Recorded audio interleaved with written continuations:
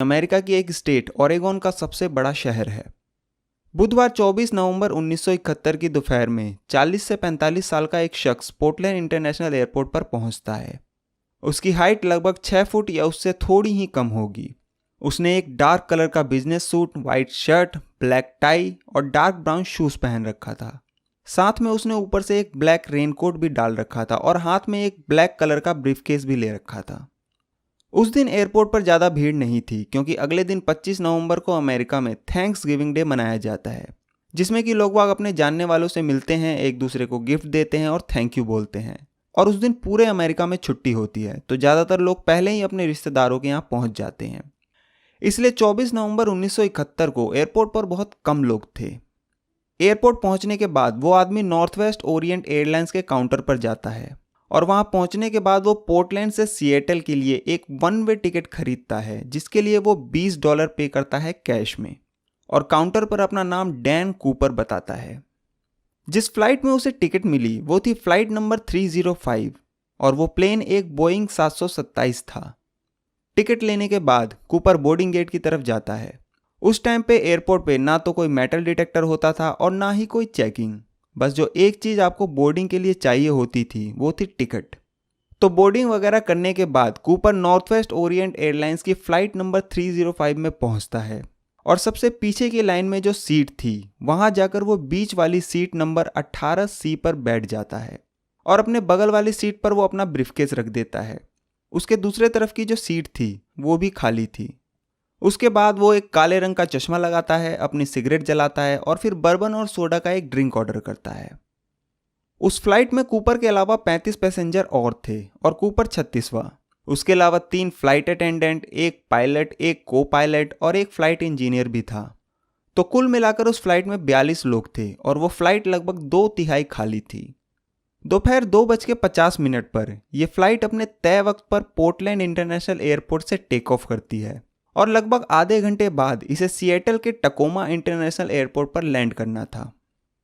Flight take off करने के थोड़ी देर बाद ही कूपर अपनी जेब से एक पर्ची निकालता है और अपने बगल से गुजर रही एक फ्लाइट अटेंडेंट जिसका नाम फ्लोरेंस शेफनर था, वो उसे रोकता है और वो पर्ची उसे देता है। फ्लोरेंस वो पर्ची लेती है, उसे देखकर मुस्कुराती है और वहां से चल देती है। उसे लगता है कि यह कोई फ्लर्ट टाइप का आदमी है और अपना फ़ोन नंबर देने की कोशिश कर रहा है और उसके साथ पहले भी कई बार ऐसा हो चुका था। तो फ्लोरेंस उस पर्ची को पढ़े बिना ही अपनी जेब में रख लेती है। कूपर जब यह देखता है कि उसने पर्ची पढ़े बिना ही अपनी जेब में रख लिया तो वो उसे दोबारा अपने पास बुलाता है और उसके कान में धीरे से कहता है कि अगर आपने वो पर्ची पढ़ ली हो तो ठीक है, नहीं तो मैं आपको बताना चाहता हूँ कि मेरे पास एक बॉम्ब है। जैसे ही ये बात फ्लोरेंस सुनती है वो घबरा जाती है। फिर वो पर्ची खोलकर देखती है तो उसमें लिखा था कि मिस, मेरे पास एक बॉम्ब है और मैं चाहता हूं कि आप मेरे साथ आकर बैठें। उसके बाद फ्लोरेंस अपनी एक साथी फ्लाइट अटेंडेंट जिसका नाम टीना मकलो था उसे बुलाती है और वो पर्ची दिखाती है। ये पर्ची देखने के बाद टीना भी घबरा जाती है, मगर वो फिर भी कूपर से पूछती है कि कहीं आप मजाक तो नहीं कर रहे। तो डैन कूपर टीना मकलो से कहता है कि आप मेरे पास बैठिए, मैं आपको कुछ दिखाना चाहता हूँ। फिर टीना उसके बगल में जो खाली सीट थी उस पर बैठ जाती है। उसके बाद कूपर अपना ब्रीफकेस खोलता है और उसे दिखाता है। उस ब्रीफकेस में 8 डायनामाइट की स्टिक थी जो कि 4-4 के बंडल में एक साथ जुड़ी हुई थी। एक बैटरी थी और बहुत सी तारें उससे जुड़ी हुई थी। ये देखने के बाद वो दोनों और घबरा जाते हैं। फिर कूपर बोलता है कि ये प्लेन हाईजैक हो चुका है और मैं चाहता हूँ कि आप मेरी जो डिमांड है वो इस प्लेन के कैप्टन तक पहुँचाएं। उसके बाद कूपर एक पर्ची पर अपनी डिमांड लिखवाता है। उसकी डिमांड थी कि उसे आज 5 बजे तक 2 लाख अमेरिकी डॉलर चाहिए, 4 पैराशूट चाहिए, 2 प्राइमरी बैक पैराशूट और 2 रिजर्व फ्रंट पैराशूट। और जब ये प्लेन लैंड करे तो इस प्लेन को रिफ्यूल करने के लिए रनवे पर एक ईंधन से भरा ट्रक होना चाहिए और अगर कोई भी चालाकी हुई तो मैं इस प्लेन को उड़ा दूंगा। उसकी ये डिमांड लेकर फ्लोरेंस उस फ्लाइट के कैप्टन विलियम स्कॉट के पास पहुंचती है। इधर टीना भी कूपर के बगल में बैठकर उस प्लेन के इंटरकॉम से कैप्टन विलियम को सारी सिचुएशन बताती है। उसके फौरन बाद कैप्टन विलियम सिएटल एयरपोर्ट के ATC यानी एयर ट्रैफिक कंट्रोल से संपर्क करते हैं और सारी घटना की जानकारी देते हैं कि ऐसे ऐसे एक आदमी जिसका नाम डैन कूपर है, उसने फ्लाइट नंबर 305 को हाईजैक कर लिया है, उसके पास एक बॉम्ब है और उसकी ये डिमांड है और अगर उसकी डिमांड पूरी नहीं हुई तो वो ये प्लेन बॉम्ब से उड़ा देगा। एयरपोर्ट अथॉरिटी जैसे ही ये खबर सुनती है वहाँ भी हड़कंप मच जाता है। उसके तुरंत बाद FBI को इस हाईजैकिंग की जानकारी दी जाती है और लोकल पुलिस और एयरपोर्ट सिक्योरिटी को भी अलर्ट कर दिया जाता है। इधर कूपर टीना से कहता है कि जब तक उसकी ये सभी डिमांड पूरी नहीं की जाती तब तक ये प्लेन सिएटल में लैंड नहीं करेगा, और ये भी मांग करता है कि उसे जो 2 लाख अमेरिकी डॉलर चाहिए वो सभी 20-20 डॉलर की शक्ल में होने चाहिए। उसके बाद टीना इंटरकॉम के जरिए ये बात पायलट तक पहुंचाती है और फिर पायलट ये बात ATC को बताते हैं। फिर लास्ट में ये तय किया जाता है कि ठीक है, अभी उसकी सारी डिमांड पूरी कर देते हैं, बाद में कहीं तो वो लैंड करेगा और उसे वहीं दबोच लेंगे। इस दौरान फ्लाइट 305 सिएटल पहुंच गई, पर क्योंकि कूपर ने कहा था कि जब तक उसकी मांग पूरी नहीं होती तब तक ये प्लेन लैंड नहीं करेगा, तो पैसेंजर के बीच पैनिक ना फैले इसलिए ये अनाउंसमेंट की गई कि एक छोटी सी मैकेनिकल प्रॉब्लम की वजह से फ्लाइट को सिएटल पहुंचने में वक्त लगेगा, और ये प्लेन एयरपोर्ट के आसपास ही आसमान में अगले 2 घंटों तक गोल गोल चक्कर लगाता रहा, और फ्लाइट के अंदर कूपर अपनी सिगरेट पीता रहा, जिसे जलाने के लिए उसने टीना मकलो का भी साथ लिया क्योंकि एक हाथ में उसने उस बॉम्ब का डेटोनेटर पकड़ रखा था। इस दौरान टीना ने कूपर से पूछा कि उसने हाईजैकिंग के लिए नॉर्थ वेस्ट ओरिएंट एयरलाइंस को ही क्यों चुना, क्या उसे इस एयरलाइन से कोई बदला लेना था? तो कूपर बोला, नहीं, मुझे बस बदला लेना था, पर इस एयरलाइन से नहीं, बस ये एक इत्तेफाक है कि मैं इस एयरलाइन में बैठा। इधर इन 2 घंटों के दौरान FBI सिएटल के फर्स्ट नेशनल बैंक से 20-20 डॉलर की शक्ल में 2 लाख डॉलर का इंतजाम करती है और इन सभी नोटों के सीरियल नंबर नोट करवाती है ताकि आगे कभी ये पैसे खर्च हो तो कूपर को पकड़ा जा सके। आज 2021 में इन 2 लाख डॉलरों की कीमत लगभग 13 लाख डॉलर के आसपास है, और अगर इन डॉलरों को भारतीय करेंसी में कन्वर्ट करूं तो आज इसकी कीमत होती है लगभग 10 करोड़ रुपए। खैर, अब वापस कहानी पर आते हैं। पैसों का इंतजाम करने के बाद वहीं के एक स्काई डाइविंग स्कूल से 4 पैराशूट का भी इंतजाम किया गया, और शाम 5:24 पर ATC के जरिए फ्लाइट के कैप्टन को खबर दी जाती है कि उसकी सभी डिमांड पूरी कर दी गई है। फिर कैप्टन ये खबर टीना को देते हैं और टीना कूपर को। उसके बाद कूपर प्लेन को लैंड करने की इजाज़त देता है और कहता है कि इस प्लेन को सभी फ्लाइटों से दूर एक अलग रनवे पर खड़ा करे, और लैंड करने से पहले उस फ्लाइट की सभी खिड़कियों को बंद करवा देता है ताकि बाहर से कोई भी ये देख न सके कि अंदर क्या मूवमेंट हो रही है। और आखिरकार शाम 5:45 पर फ्लाइट 305 सिएटल के टकोमा इंटरनेशनल एयरपोर्ट पर लैंड करती है। उसके बाद सिएटल एयरपोर्ट का मैनेजर 2 लाख डॉलर और 4 पैराशूट लेकर उस बोइंग 727 के पीछे वाले गेट पर पहुंचता है। उस वक्त बोइंग 727 ही इकलौता ऐसा कमर्शियल प्लेन था जिसके गेट पीछे की साइड से भी खुलते थे और उस गेट में एक सीढ़ी भी लगी होती थी। उसके बाद टीना मकलो पीछे वाले गेट से बाहर आती है और एयरपोर्ट के मैनेजर से 2 लाख डॉलर जो कि बोरी में भरे हुए थे, क्योंकि 20-20 के छोटे नोट होने की वजह से उन पैसों की बहुत सारी गड्डियां बन गई थी और सिर्फ उन पैसों का वजन ही लगभग 23 पाउंड यानी 10.5 किलो हो गया था। तो टीना उन पैसों और पैराशूट को लेकर डैन कूपर के पास पहुंचाती है। इस दौरान प्लेन में फ्यूल भरने का काम भी शुरू हो चुका था, और जब कूपर की इन सभी डिमांडों को पूरा कर दिया गया तो उसके बदले में उसने प्लेन में बैठे सभी 35 मुसाफिरों को एयरपोर्ट पर उतरने की इजाज़त दे दी, और साथ में 2 फ्लाइट अटेंडेंट को भी, जिसमें कि एक फ्लोरेंस शैफनर भी थी जिसे उसने सबसे पहली बार पर्ची दी थी। इनमें से कई मुसाफिरों को तो ये तक पता नहीं था कि वो जिस प्लेन से उतर रहे हैं वो हाईजैक हो चुका है। कुछ मुसाफिर जिन्होंने पैसों और पैराशूट को प्लेन में ले जाते देखा, सिर्फ वही इस बारे में थोड़ा बहुत कुछ जानते थे। अब उस बोइंग 727 में सिर्फ 5 लोग बचे थे। एक कैप्टन विलियम स्कॉट, एक को पायलट बिल रैटेजैक, एक फ्लाइट इंजीनियर हैरोल्ड एंडरसन, एक फ्लाइट अटेंडेंट टीना मकलो और एक खुद डैन कूपर। उसके बाद कूपर 4-5 शर्तें और रखता है। पहला कि इस प्लेन को मैक्सिको ले चलो, मगर उसे बताया जाता है कि ये प्लेन डायरेक्ट मैक्सिको नहीं जा सकता, हमें बीच में कहीं उतरकर इसे रीफ्यूल करना पड़ेगा। फिर सिएटल से मैक्सिको के बीच कूपर को 2 ऐसे ऑप्शन दिए जाते हैं जहां वो उतरकर रीफ्यूल कर सकते थे। पहला फिनिक्स एरिजोना और दूसरा रीनो नेवाडा। काफ़ी सोच विचार करने के बाद कूपर रेनो एयरपोर्ट पर रीफ्यूल करने की मंजूरी दे देता है।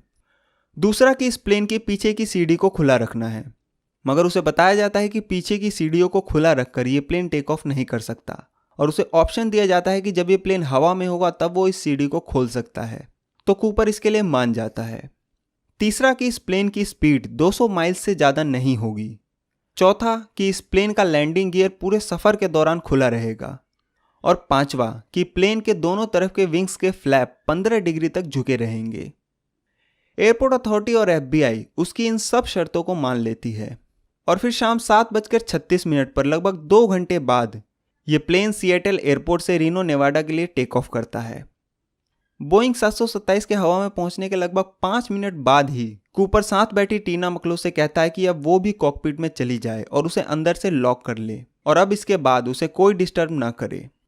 टीना उसकी बात सुनने के बाद कॉकपिट की तरफ जाने लगी और कॉकपिट में पहुंचने के बाद उसे अंदर से लॉक करने से पहले एक आखिरी बार उसने कूपर को देखा तो वो प्लेन के बीचों बीच खड़ा था और अपनी कमर से कुछ बांध रहा था, शायद वो पैसे थे। इसके बाद टीना कॉकपिट को अंदर से बंद कर लेती है और अब उस प्लेन में पीछे सिर्फ कूपर ही था। अच्छा, जब ये प्लेन सिएटल एयरपोर्ट से उड़ा तो इस प्लेन पर नजर बनाए रखने के लिए इसके पीछे US एयरफोर्स के 2 F-106 फाइटर जेट्स भी लगा दिए गए, जिनमें कि एक बोइंग 727 के ऊपर उड़ रहा था और एक नीचे। बाहर तेज हवाओं के साथ बारिश भी हो रही थी और ये प्लेन 200 माइल्स की रफ्तार को बरकरार रखते हुए 10,000 फीट की ऊंचाई पर अपने तय रूट पर उड़ रहा था। लगभग 8 बजे के आसपास कॉकपिट के अंदर लाइट इंडिकेट होती है कि पीछे की सीढ़ी को खोला गया है और एयर प्रेशर भी चेंज हो रहा था। इसका मतलब था कि प्लेन के अंदर बाहर से हवा आ रही है। तो कैप्टन विलियम इंटरकॉम के जरिए कूपर से बात करने की कोशिश करते हैं, मगर कूपर उस कॉल का कोई जवाब नहीं देता और उनमें से किसी की हिम्मत नहीं हुई कि वो पीछे जाकर देखे कि आखिर चल क्या रहा है, क्योंकि कूपर ने किसी को भी पीछे आने से मना किया था। इसके लगभग 10 से 15 मिनट बाद कॉकपिट में बैठे सभी लोगों को प्लेन में एक झटका और बहुत तेज एक एयर प्रेशर महसूस होता है, जिसकी वजह से सभी के कान थोड़ी देर के लिए सुन्न पड़ जाते हैं, मगर थोड़ी देर बाद ही सब कुछ नॉर्मल हो जाता है। और इसके 2 घंटे बाद रात लगभग 10:15 पर यह प्लेन रेनो के ताहोई इंटरनेशनल एयरपोर्ट पर सुरक्षित लैंड करता है और इस प्लेन की पीछे की सीढ़ी अब भी खुली हुई थी। रेनो एयरपोर्ट पर पहले से ही FBI के एजेंट्स, रेनो पुलिस और सुरक्षा बल कूपर को पकड़ने की तैयारी में बैठे थे और बोइंग 727 के लैंड करते ही ये सभी इस प्लेन को चारों तरफ से घेर लेते हैं। मगर वो जैसे ही इस प्लेन में घुसते हैं उन्हें कहीं भी कूपर दिखाई नहीं देता, पर कूपर जिस सीट पर बैठा था वहां से उन्हें 2 पैराशूट मिलते हैं, एक खुला और एक रिजर्व पैराशूट। कूपर ने जो सिगरेट पिए थे उसके 8 बचे हुए बट्स भी मिलते हैं और एक काले रंग की क्लिप ऑन टाई भी मिलती है, जिसमें कि एक टाई क्लिप भी लगी थी। वो एजेंट्स उस प्लेन का चप्पा चप्पा छान मारते हैं, पर उन्हें ना तो बॉम्ब मिलता है, ना ही पैसे और ना ही कूपर का कोई नामो निशान। इसका मतलब था कि वो सिएटल से रेनो के बीच पैराशूट पहनकर पैसों समेत रात के अंधेरे में उस प्लेन से कूद गया। मगर अब सवाल ये था कि आखिर कूपर कूदा कहाँ, क्योंकि ना तो उस फ्लाइट में बैठे किसी शख्स ने उसे कूदते हुए देखा और ना ही उन फाइटर जेट्स के पायलटों ने जो बोइंग 727 के ऊपर और नीचे उड़ रहे थे। उसके बाद उस फ्लाइट के क्रू मेंबर्स के जरिए FBI को पता चलता है कि रात के लगभग 8:13 पर प्लेन में एक झटका महसूस हुआ था, तो हो सकता है कि कूपर उसी वक्त इस प्लेन से कूदा होगा। और जिस रूट पर यह प्लेन चल रहा था उसका नाम था विक्टर 23। तो इस रूट और टाइमिंग के हिसाब से कूपर जिस जगह कूदा वो जगह पोर्टलैंड से 64 किलोमीटर दूर उत्तर की तरफ थी और एरियल वॉशिंगटन और लुइस नदी के आसपास थी। उसके बाद उसी रात फ्लाइट के सभी क्रू मेंबर्स और चश्मदीद पैसेंजर की मदद से डैन कूपर का स्केच बनवाया गया और फिर अमेरिकी इतिहास में किसी भी इंसान को ढूंढने के लिए आज तक का सबसे बड़ा मिशन शुरू हुआ और इसे नाम दिया गया नॉरजैक। अगली सुबह से ही उस इलाके के कई किलोमीटर एरिया में सर्च ऑपरेशन चलाया गया जहां कूपर कूदा था। वो पूरा एरिया जंगलों और बड़े बड़े पेड़ों से ढका हुआ था और कूपर को उस एरिया में ढूंढना ऐसा था जैसे भूस के ढेर में सुई ढूंढना। मगर फिर भी ये सर्च ऑपरेशन चलता रहा। ग्राउंड पर सर्च करने के लिए लोगों की बहुत बड़ी बड़ी टीम बनाई गई, जिन्होंने अगले कई महीनों तक कई किलोमीटर आगे पीछे दाएं बाएं सब जगह छान मारा। आसमान में हेलीकॉप्टर से भी ढूंढा गया, नदी के अंदर भी ढूंढने की कोशिश की गई, मगर कोई फायदा नहीं हुआ। ना तो कूपर मिला, ना ही उसकी लाश, ना ही कोई पैसे और ना ही कोई पैराशूट। अब जैसे ही ये खबर न्यूज़ चैनल्स और न्यूज़पेपर में आई तो लोगों के बीच ये खबर ऐसे फैली जैसे जंगल में आग। हर कोई ये जानना चाहता था कि आखिर वो रहस्यमय इंसान कौन है जो रात के अंधेरे में आसमान में उड़ते हुए एक प्लेन से गायब हो गया। इस दौरान एक न्यूज़पेपर ने गलती से उसका नाम डैन कूपर की बजाय DB कूपर छाप दिया और फिर इसके बाद वो इसी नाम से मशहूर हो गया। उसके बाद FBI ने उसे उसके नाम डैन कूपर, जो कि उसने पोर्टलैंड एयरपोर्ट पर दिया था टिकट खरीदने के लिए, उस नाम की भी हिस्ट्री खंगाली गई, मगर इस नाम का कोई भी शख्स नहीं मिला। फिर FBI ने उन सीरियल नंबर को भी पब्लिक कर दिया जिस सीरियल नंबर के नोट DB कूपर को दिए गए थे, ताकि पब्लिक की मदद ली जा सके। कई न्यूज़पेपर्स ने तो यहाँ तक ऐलान किया था कि अगर कोई भी शख्स इस सीरियल नंबर का एक नोट भी लाएगा तो उसे उसके बदले $5000 तक का इनाम दिया जाएगा, मगर इसके बाद भी कुछ हाथ नहीं लगा। FBI शुरू से ही ये मानती रही कि जिन हालातों में कूपर प्लेन से कूदा उन हालातों में उसका जिंदा बचना नामुमकिन था, जिसके लिए FBI ने कुछ थ्योरीज दी। एक कि जब कूपर प्लेन से कूदा तो कूदने से पहले उसने कुछ भी तैयारी नहीं की। ना तो उसने ऐसे कपड़े पहने थे जो स्काई डाइविंग में पहना जाता है, ना ही जूते, ना ही दस्ताने, ना ही चश्मा और ना ही हेलमेट। और जो पैराशूट उसने अपने लिए चुना उस पैराशूट को भी अपने हिसाब से कंट्रोल नहीं किया जा सकता था। उस दिन बाहर तेज हवाओं के साथ साथ बारिश भी हो रही थी और ऊपर से अंधेरा, तो कूदने के बाद उसे होश ही नहीं रहा होगा कि वो कहाँ जा रहा है, और अंधेरे में वो एक पेड़ के ऊपर गिरा होगा और उसकी मौत हो गई होगी। दूसरा कि जब वो प्लेन से कूदा तो वो सीधे लुइस नदी में जाकर गिरा, और नवंबर के महीने में वहाँ का टेम्परेचर -डिग्री में रहता है। प्लेन से कूदने से पहले उसने अपनी कमर से पैसों की बोरी को भी बांधा था, जिसका कि खुद का वजन ही लगभग 10.5 किलो था। तो पानी में गिरने के बाद ना तो वो खुद संभल सका होगा, और पैसों के वजन और कंधे पर बंधे पैराशूट ने और परेशानी पैदा कर दी होगी। और पानी इतना ठंडा था कि अगले कुछ मिनटों में ही कूपर की मौत हो गई होगी। मगर FBI की इन दोनों थ्योरी पर शक और सवाल इसलिए उठे कि अगर कूपर की मौत हो गई तो अभी तक उसकी लाश क्यों नहीं मिली, जिसकी वजह से ये इन्वेस्टिगेशन ऐसे ही चलती रही। इस घटना के लगभग 9 साल बाद 10 फरवरी 1980 को ब्रायन इनग्रम नाम का एक 8 साल का बच्चा अपने माँ बाप के साथ कोलंबिया नदी के किनारे एक बीच जिसका नाम टीना बार था, वो वहाँ पिकनिक मनाने के लिए जाता है और आग जलाने के लिए वो रेत में गड्ढा खोदता है। अचानक से उसे लगता है कि रेत में कुछ दबा हुआ है, और जब वो थोड़ा और खोदता है तो उसे वहाँ से $20 की 3 गड्ढियाँ मिलती हैं। ये नोट काफ़ी पुराने लग रहे थे और उसमें टोटल जो अमाउंट था वो था $5800। उसके बाद ये नोट FBI को दिए गए, और जब इनका सीरियल नंबर मिलाया गया तो वो उन सीरियल नंबर से मैच हो गए जो कूपर को दिए गए थे। उसके बाद से आगे कई बार टीना बार बीच की खुदाई की गई, मगर इन 3 नोट के बंडलों के अलावा वहाँ से और कुछ नहीं मिला। पर फिर भी ये सबूत मिलने के बाद FBI को लगा कि अब ये केस सॉल्व हो जाएगा। मगर इन पैसों ने केस को सुलझाने की बजाय और उलझा दिया, क्योंकि टीना बार बीच जहां ये पैसे मिले वो लगभग वहां से 27 किलोमीटर दूर था जहां कूपर ने छलांग लगाई थी। तो सवाल ये था कि आखिर ये पैसे यहां आए कैसे। इसके लिए एक थ्योरी ये आई कि जब कूपर प्लेन से कूदा तो उसके कुछ पैसे लुइस नदी में गिर गए, और वो नोट बहते बहते कोलंबिया नदी में आ गए और फिर कोलंबिया नदी के जरिए टीना बार तक पहुंच गए। मगर प्रॉब्लम यहाँ ये थी कि लुइस नदी जिस जगह कोलंबिया नदी से मिलती है वहां से कोलंबिया नदी टीना बार की उल्टी दिशा में बहती है, तो उन पैसों का कोलंबिया नदी में मिलने के बाद टीना बार बीच पर पहुंचना पॉसिबल नहीं था। और ये तीनों नोट की गड्डियां एक साथ बहकर एक ही बीच के किनारे एक ही जगह पर आकर रुक जाएं, वो भी नेचुरल तरीके से, ये भी पॉसिबल नहीं लगता।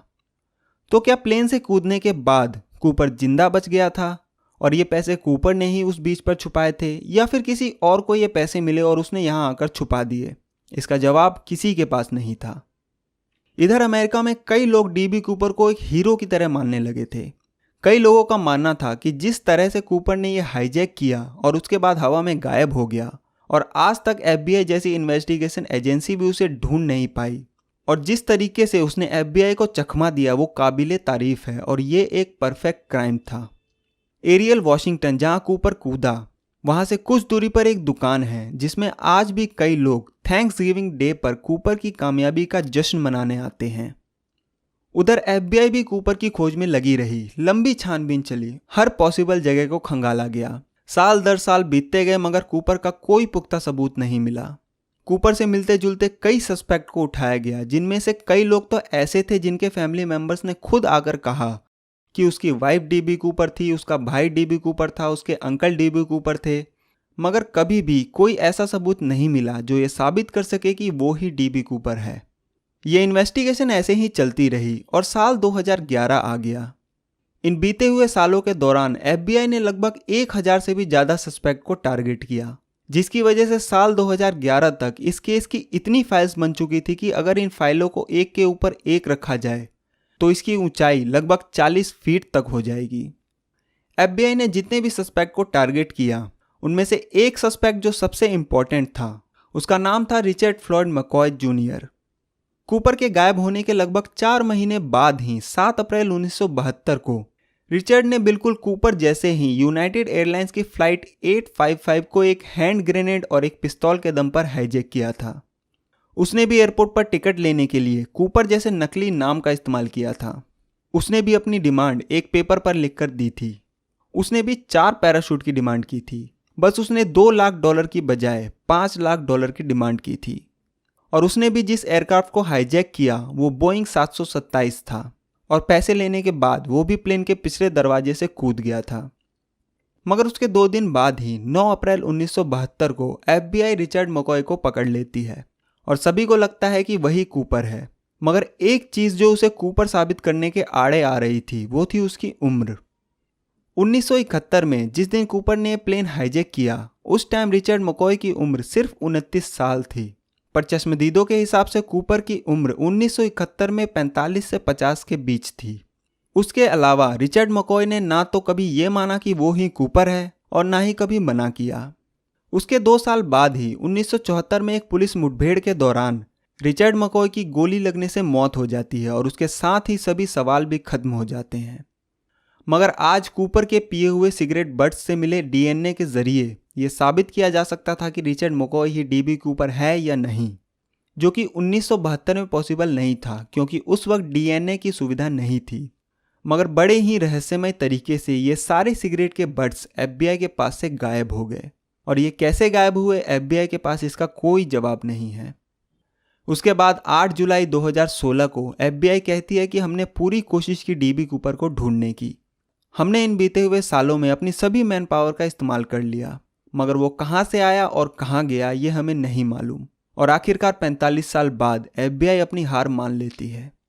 रिचर्ड मकॉय के अलावा और भी कई इंपॉर्टेंट सस्पेक्ट थे, जैसे Kenneth Peter Christiansen, Robert Rackstraw, Lynn Doyle Cooper, Barbara Dayton, Robert Lepsy, Sheridan Peterson, William J Smith, Duane Weber और इनके अलावा और भी बहुत से। मगर आज 49 साल बाद 2021 में भी ये पता नहीं चल सका है कि आखिर DB कूपर कौन था जो आसमान में उड़ते हुए प्लेन से रहस्यमय तरीके से रात के अंधेरे में खो गया और ऐसा खोया कि फिर कभी नहीं मिला। उसे जमीन खा गई या आसमान निगल गया ये आज तक पता नहीं चल सका, क्योंकि ना तो वो खुद मिला और ना ही उसकी लाश। ये केस अमेरिकी इतिहास का इकलौता ऐसा हाईजैकिंग का केस है जो आज तक सॉल्व नहीं हुआ और आज भी रहस्य बना हुआ है।